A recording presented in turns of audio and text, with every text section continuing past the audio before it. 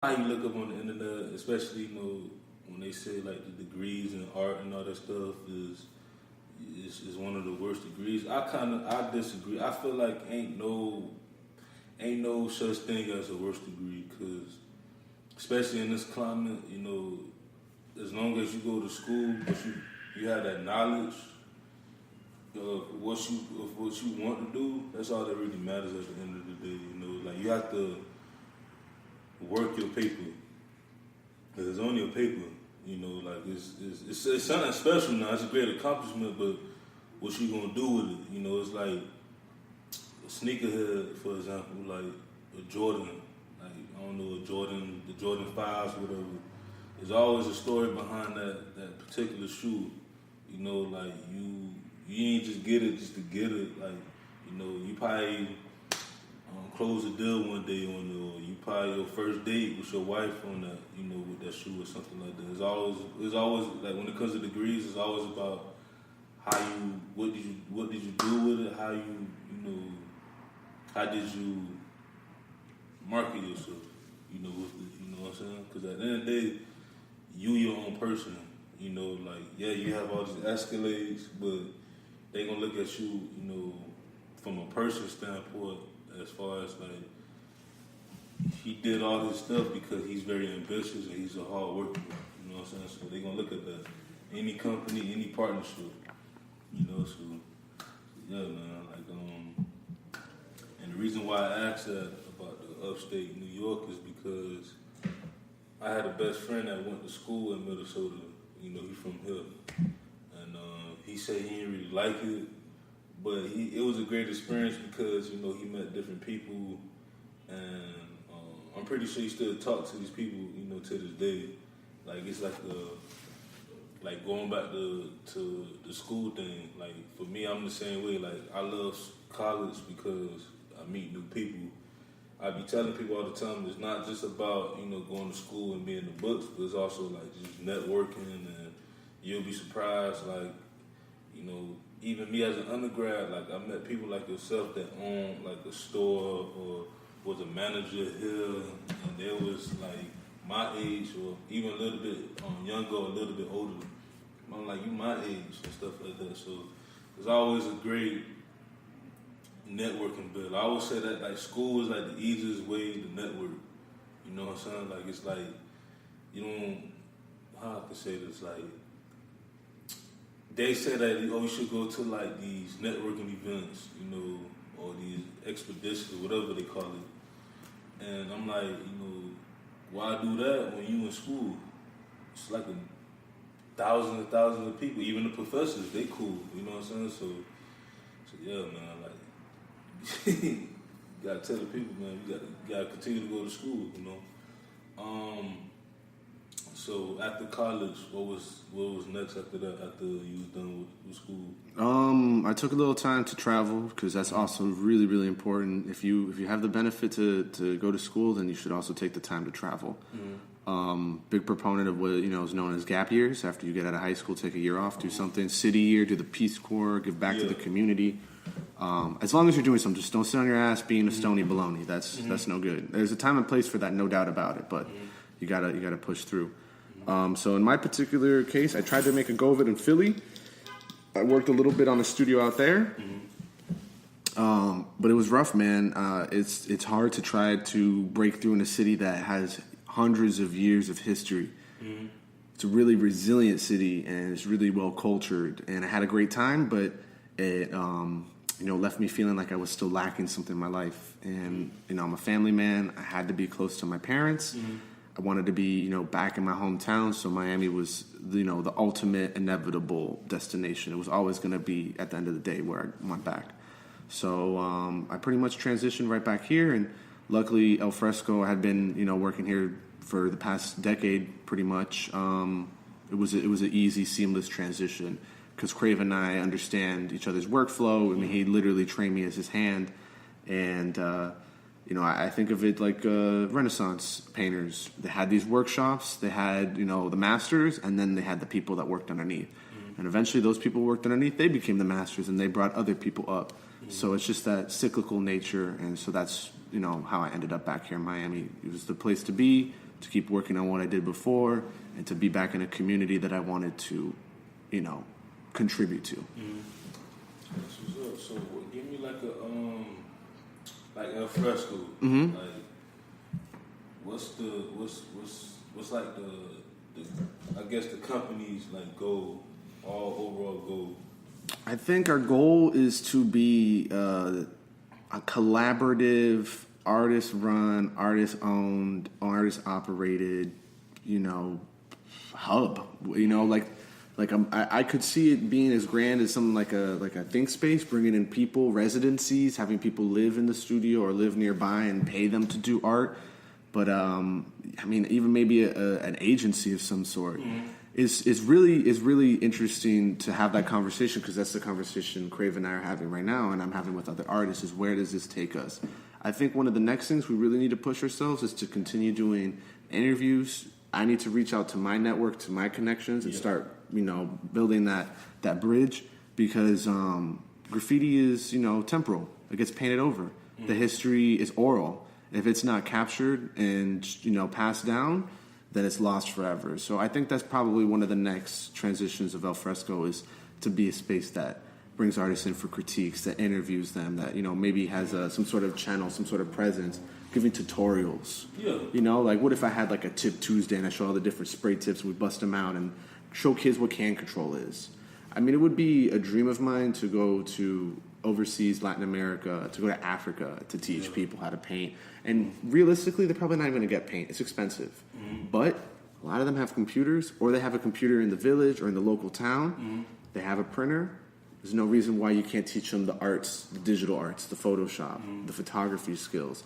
Because once they become computer literate, then the world is their oyster, literally. I mean, they can make bread off of it. They can communicate. They can exchange that information. They're not relegated to, whatever serfdom, to whatever, field that they got to bust out in. They can actually uplift themselves. And I think art can be the catalyst for that.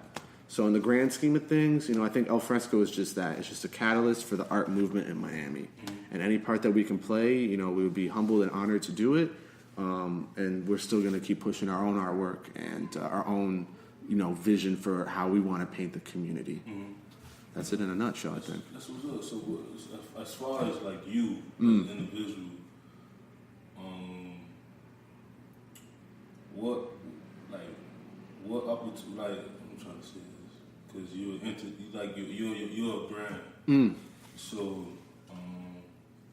and you're going to LA, this weekend. Are you open to do, different, types of businesses with people? Always, like, always. Just building like your own thing, like, even though that Fresco is like your home. Precisely. But building up your own thing, your own brand. So maybe 5-10 years from now, you have like your own hub. Is that something that's in the future? Absolutely. What's his face? The homie from Virgin Air, Virgin Mobile. I think his name is Branson or something like that. He said something really, really poignant I heard the other day on NPR on public radio. He said, as an entrepreneur, that's how I would describe myself. When people ask me, what is exactly you do? I would say, first and foremost, I'm an artist, because that's like, kind of carries all the caveats. You could be like, yeah, I do business, I do that, or whatever. But businessman's too simple for me. I'm an entrepreneur. And to be a successful entrepreneur, you have to always think about your business as in who is going to take care of it next, longevity. You can't always be running the shop. You're going to have a kid one day, God willing. You're going to have, a family. You're going to have a house to tend. You have other things. And you want to give yourself the time. You want to make your bread, but you want the autonomy to enjoy your bread. And that being said, yeah, absolutely. I'm always down to collaborate. And you always have to be willing to branch out and do something new. Yeah. You always have to reinvent yourself. You know what they say, the job of tomorrow hasn't been invented yet. So we're not going to know it until we're doing it. Who would have thought, taking photos on Instagram or uploading content onto YouTube would be a paying gig these days? But being a brand ambassador, being a content creator, that's real deal money. It's not monopoly money. Yeah, because even with the podcast, it's like I'm going through a new phase in my life, but it's like I'm reinventing myself at the same time. I never even thought about seeing myself as like a media person, but different challenges where, you know, I'm trying to push this mixtape, or I want an interview for myself, and want to promote my projects and stuff like that. You know, like I said in a few other episodes, like, it was hard.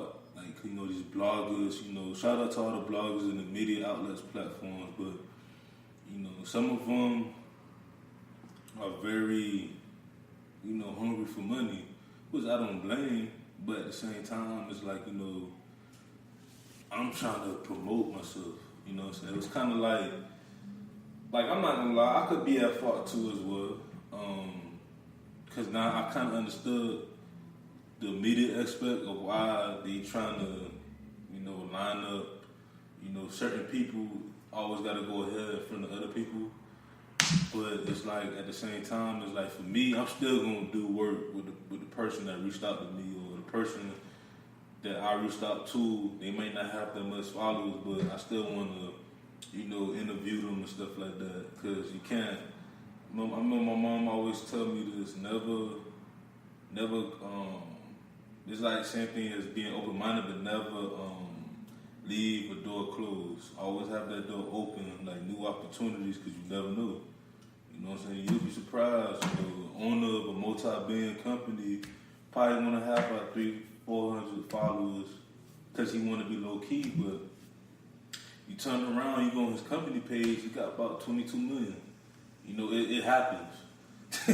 You know, I see it all the time, like, when I reach out to different, you know, people and stuff like that, like, you'll be surprised.